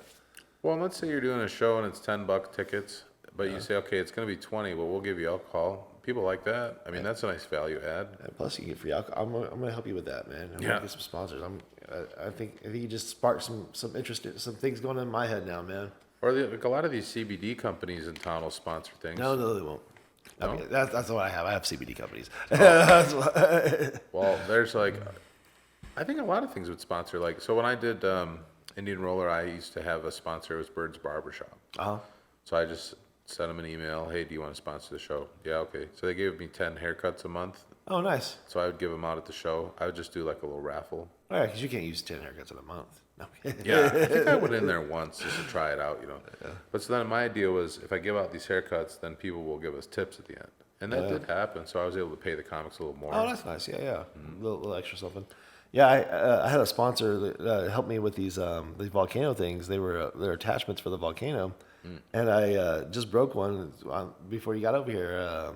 There was a glass one. That was this one that I smashed on the tile floor here. So I was gonna try it out. I was like, oh, maybe we can get the volcano out, have the sponsor back on the show, and yeah, I broke it before I could even show it off. So yeah, and I also when I was moving my computer in here, I smashed the glass on my computer case. That's 2 days I've smashed glass on this floor trying to get set up for this podcast. So these are good omens, I think, that That's are lucky. happening, man. Good amount. Actually, I'm reading a book right now called Good Omens. Is it really good omens to break a lot of things when you're? Probably. I haven't got that far in the book. Is that a good omen? No. Is it a bad omen if I don't read this? Yeah, No, it's one of the Terry Pratchett's books. He wrote the Discworld series, if you're familiar with that one. But, I'm not. oh, it's a really good science fiction. They're like science fiction comedies. Okay. Discworld. Discworld's good, yeah. The main character in one of them, his name is Rainswinth, and he's like a wizard with no ability to use wizardry. Oh, okay. Because like he learned this really crazy spell, and it like filled up all of his magic slots essentially. So he's like the most useless wizard. That's fun. And then they follow him around. Yeah, that's pretty good. It's like Merlin without a point. Basically, it'd be like Merlin with no ability to do magic, and all the other wizards are making fun of him all the time. That's fun. Well, I finally got my Bee Cave library card, so I'm able to get some books again. Oh yeah, so you start reading. Do you do ebooks? Do you do audiobooks? I'll listen to audiobooks if I'm walking or something. So I have like 18 credits on Audible on my fucking deal. Like every month I was like, oh, there's a new credit. But I have not listened to it in a long time, but they just keep on stacking up. It's like $16 a month for a book that I'm not reading. I should definitely have a library card before I do an Audible membership. Oh yeah, so through the public library they have this thing called Hoopla, and you can listen to audiobooks through the library. But excuse me, I lost access to it because I'm not in the district. Oh yeah. But yeah, audiobooks pretty good. I mean, Yeah, so I'm writing, this psychological thriller. So I was listening to a lot of Stephen King and how he was putting his books together. So that's what I pretty much used it for. But I just keep on forgetting I fucking have it. Oh, yeah. And it just keeps on stacking up. And I had some motivation books, but I wasn't very motivated to listen to them. Yeah, but yeah. that's the real irony. Yeah. Like, hey, we're gonna. Yeah, fuck you. Like, nah, I'm not even gonna turn it Yeah, on. dude. Yeah, you wasting my time, wasting my credit. Really, it's $16 for this. No. I kind of go in cycles where I'll read motivational stuff for a while, and then I'll kind of read science fiction for a while, and then I'll go back and forth, like biographies for a while. And then it's like how to grow mushrooms. And... Well, that's easy. You just throw it out there. It'll do it. Yeah. Put it in the dark. No, there's this dog. Oh, you're killing me, dog. It's past her bedtime. Hug me. No. So no alcohol, no drugs, man. You're fucking sober for now. Oh, I had a life before comedy, you know. Yeah. Well, it's just trying to lose weight. I mean, you got to. I don't know. I've been overweight for so long. I got to try to take it serious. So I was like, I'll make a few sacrifices, What's the goal? Well, I'm like 360 right now, so I'd love to get down to like 260. Oh wow, so you're going for 100 pounds, huh? Yeah, and so far I've lost 15. So yeah, it's gonna be a process. Are you concerned about like loose skin, or are you doing the tone thing? What do you? Yeah, I don't know. I suppose I'll have loose skin when I lose the weight, but you're doing it naturally, so it should tighten up as you go. Yeah. Those guys who do like the lap band or whatever, they just like look like a flying squirrel afterwards. Yeah, that kind of freaks me out. Some of that stuff. I don't want it to be too swift. Yeah. I never really thought about the loose skin, but it's something that could happen, I suppose. But. Well, I think the way you're doing it is probably the best way to avoid that, though. Sure. The actual natural, healthy way. I could start rubbing olive oil on my skin or something, or whatever you got to do. Tighten it up. Sitting in the sauna. I don't know what. Yeah, I could do that. Yeah, I don't know if that's what does it. It's one or the other. Yeah. Start taking glucogen or something. I don't know. I don't know what it is. My shit's so tight. Like if I eat a cheeseburger, I get a stretch mark. Like it's bad. Like yeah. But you get that cocoa butter. Yeah, I guess that the what pregnant chicks rub on them, whatever that. Yeah. That'll work. Yeah. But no, man, we've been doing this for an hour and a half. It was 30 minutes longer than the last one. I don't know if you want to keep on going. Sure. I'll have one of these things. Yeah, go till the sun comes up. Yeah. How you doing, April? You all right there? I'm ready to go to bed. She has to go that far distance to the bed up here. Super good. I don't know. She's just like... Shut up! Oh my God, I don't care! That's pretty good. You're an Always Sunny fan, I noticed, right? Oh, huge fan. Yeah. Mm-hmm. So a lot of this is Always Sunny stuff. Oh, yeah. And then I have also, some Bill and Ted stuff. Strange things are afoot at the Circle K. That's pretty good. Yeah. I don't know. They might come in handy the longer we go into the podcast here. Then I have, some really very specific ones, But if your left hand sees how much fun your right hand is having, it won't want to be left out. Bill Cosby wisdom, I'll be working on my fart board for the high noon on Wednesday. You should get you one of these stream decks, man. Oh, yeah, not a bad idea. These are fun, but it has a lot of. It's like it has a little timer on there for me and different things. But I put all these in here, so you program it. And you make your little I don't know what it's called, icons to display whatever. Yeah. So yeah, it's fun to play with. So I'd have one that says it'd be like a picture of a duck for the duck fart. Yeah. And I'd have like a picture of Michael Jackson for the Michael Jackson one. Yeah, you do whatever you want with them. Yeah, it's fun. I like it. And then yeah. Some of our videos, some of our clips, some of our little GIF animations over them. Yeah, that's cool. I may have to get one of those. I've just been doing it on the computer. I've got one on my phone, and it's pretty easy. Yeah. But the only trouble is when I'm using the Bluetooth, there's a lag. Oh yeah. So I had to make this thing called 60 Minutes of Silence, and I'll play that, and it's constantly running, and then it'll piggyback off the other one, so there's no lag. Ah, that's smart. Very smart. Yeah. Well, the other option was to try to make the sounds a little longer, but then it would screw up the timing. Yeah. Well, that's smart to play something that's always playing, and that way there's Yeah, you just can't hear it. So. Yeah. No, that's genius. Mm-hmm. It's innovative. It's like innovation. That's my main goal. Well, you know about the open mic bingo, right? Well, yeah, I thought that was a huge mistake. Oh, it's pretty great. Yeah, I was like, okay, this is a neat idea. Then all of a sudden, like, bingo, bingo, bingo. Oh, man. Yeah. Well, the way I'm going to fix that is I'm going to get rid of the free space. Yeah. But I have a tab at the Lucky Duck, so it wasn't a big deal. Yeah, I think putting a little disclaimer at the bottom, beer only or beer or wine or whatever. Yeah, at the Sand Jack Saloon, we ran it up too fast. We ended up owing them $5 or something. Oh, yeah, you don't want to do that. Yeah, well, when people get an espresso martini or something, it's probably $14. Yeah, there's no, No, one Lone Star or a low shelf liquor or something. honestly, beer or wine. Yeah. Just limit it to make it easy. Right. Yeah. The dirtiest tequila covered in dust. Yeah. No, what is it? The picklebacks? What are these guys drinking around here? That's a Texas thing. I've had them. They're not that good. I don't get it.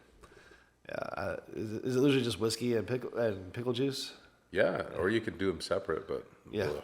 I mean, you need the salt. That's the thing. When it starts getting hot, you got to get a lot of salt in you. But Yeah. Okay. So you don't get dehydrated from all the alcohol with pickle juice.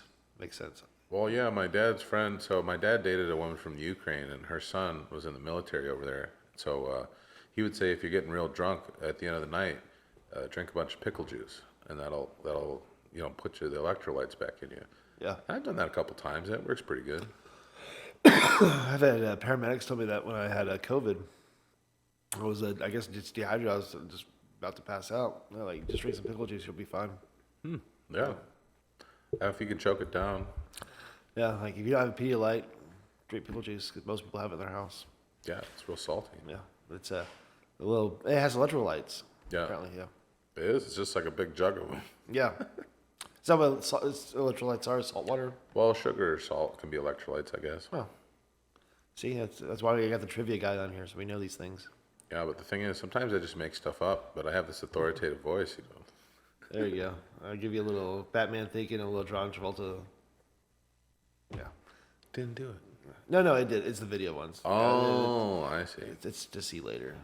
If somebody was to watch 2 hours of this podcast, they would see that. They'll be good Yeah. if they get to the end. Yeah. I made a joke today at trivia that one of the signers of the Declaration was John Adams, and that he was the brother of Samuel Adams. So only one person laughed because nobody else knew that was a joke. I thought it was true. He's the guy who created Sam Adams yeah, Boston yeah. Lager. I don't think they're really related. I don't think he's a real guy, is he? A real- Sam Adams? I think so. He was like a patriot, Yeah, he was just making beer. I mean, a lot of the guys were brewers Yeah. or hemp growers, or That would be some awesome shit. That Ben Franklin weed. Yeah. stuff that's like limitless back in the day. Yeah. You'd just be flying kites out in the fucking thunderstorms. Motherfucking Franklin smoking that weed again. There he goes. Getting shot by electric. Just Fucking like, high as a kite. That's where it came from right there. Yeah. That Ben Franklin weed. he tried to explain it to me. It didn't make sense. So what are you going to do on this high noon, man? You going to smoke some weed? I don't smoke. I'll just watch them do it, I guess. That's what it's all about, right? You're the sober guy judging everybody in the corner. No, I don't have any problem with it. It just doesn't work for me, But I let people do whatever. I'm there to play the farts. Mason is a big fan of farts. So you're just there to entertain him with the farts. Oh, I'm making a specialized board for that, just for the show. So the higher he gets, the more farts come out. Then yeah. Dude, the first time he saw the fart board, I remember it, and he came over and he started playing it, and I saw him giggle like a child. Like he was so happy, and I was like, this guy gets it. This guy gets it. This is my audience. I found we connected. That's funny. Oh man. So I think my dog's going to bed. Yeah. Finally.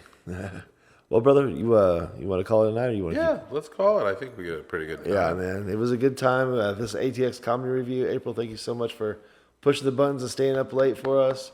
Alden, thanks for coming back out for round two. We got audio this time. We see it jumping right. We actually, they could hear us this whole time. Let's just put the audio of this one over the other one. Yeah, that's what happens. Yeah. This one's. See if anybody says something. It would be like one of those bad YouTube videos I keep on watching. That I was like, is this supposed to make sense? No, it ain't. That's the main thing. It's Austin being weird. Yeah. Well, cool, brother. I'm sorry my dog's attacking. That's why I was holding her. No, it's okay. She just wants to be petted. She likes people. Well, guys especially. She's a whore. Yeah. All right, cool. Thank you guys. Yeah. ATX comedy review. We're out. Ooh, who's a good brother?